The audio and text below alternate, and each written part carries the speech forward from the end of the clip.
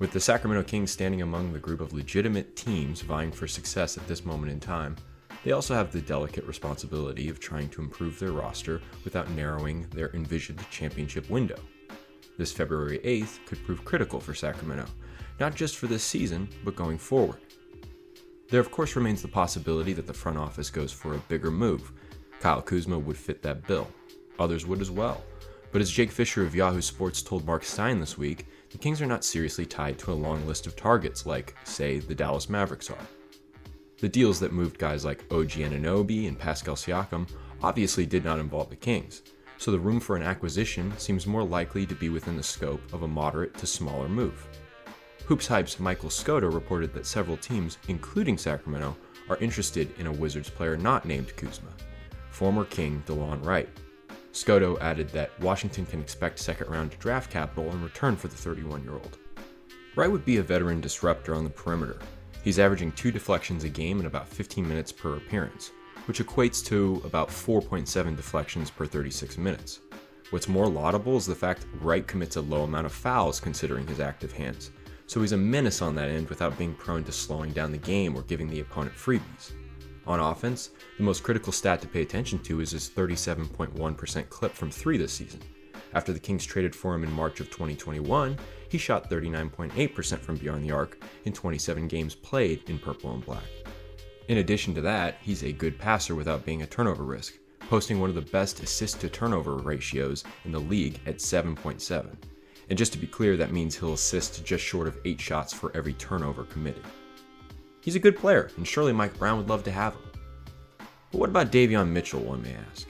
Mitchell has been a consistent member of the rotation for the last 8 games.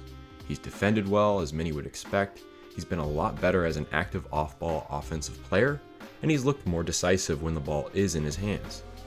Though it's marginal, it's important to note that his points, field goal percentage, and assist numbers are all up through the last few weeks. The former 9th overall pick has perhaps made a solid case for himself to continue being a part of the Kings core going forward. And one would probably think a 31-year-old Wright wouldn't usurp him in that respect. But the Kings could also just be putting him in a position to make a case to other teams. After all, Sacramento must have already considered all of Mitchell's weaknesses. First of all, there's his three-point shooting, which was the one area that hasn't looked much better in this 8-game span. He's shooting a miserable 25.4% from deep this season, and just 28.6% over the last 8. Three-point shooting is key for his role on this team because Mitchell isn't pushing his way into a high volume of playmaking opportunities considering that Domantas Sabonis, De'Aaron Fox, and Malik Monk handle the majority of that. And 2, Mitchell's individual defense is terrific, but his size limits the team defense and ability to be a versatile group on a string. By contrast, this is why the Kings are so excited about what Kessler Edwards and Keon Ellis will be able to do for them in a year or so. Edwards and Ellis are both projects, 23 and 24 years old respectively. How much is left of their development remains to be seen, but there's still room to grow, especially for guys who haven't been granted a rotational role upon entering the league. Mitchell, however, carries less mystique. What you see is what you get, at least for now.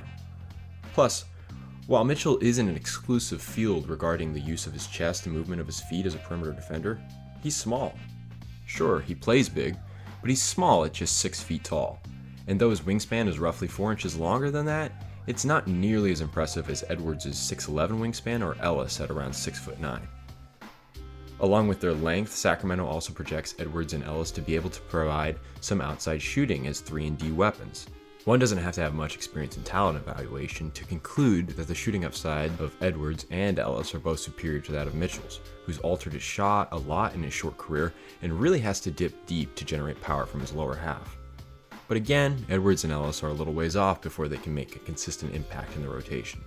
Though that may be true, seeing Ellis take Mitchell's job earlier this season, and seeing how excited that made the organization, it seems somewhat evident that Ellis is viewed as a future role-playing guard, specifically in a backup point guard role. If Ellis will take another year or so, then wouldn't Delon Wright be an ideal bridge to build over that gap? Wright's contract expires after this season, which will make him an unrestricted free agent. It may be a rental should the Kings get him this week, but that wouldn't necessarily be the extent of it. If, hypothetically speaking, Sacramento can get Wright in one trade in exchange for a second-round pick or two, and if they can also get something for Davion Mitchell that's equal or better than that, then the Kings will free themselves up of the $6.4 million owed to Mitchell next season. In that case, Monte McNair and the front office can at least break even with draft capital, if not come out slightly ahead, and locate a bridge that will lead you to your developmental projects, which would all lend a lot to next year's cap space. If the Kings do make a moderate-sized move, then it's even more likely that the swing for the fences that many fans are anticipating will take place this upcoming offseason. If that's indeed the case, financial flexibility this summer will be critical. And it may not end up being a rental at all. At 31, Wright isn't washed up. He's got plenty more in the tank. He also hails from California and is familiar with the organization. He's also a good figure to have around Keon Ellis. Envisioning the kind of player Ellis can be, Wright is a good visual. They stand around the same height and are both revered for their active hands. Like Ellis, Wright entered the league with a wiry frame.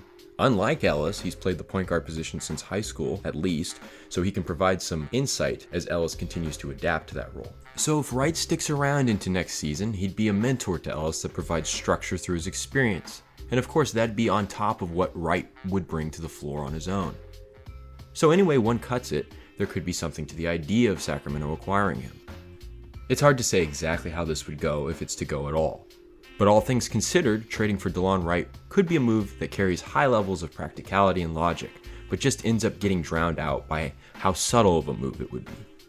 And honestly, that sounds like a Monte McNair type of move if there ever was one.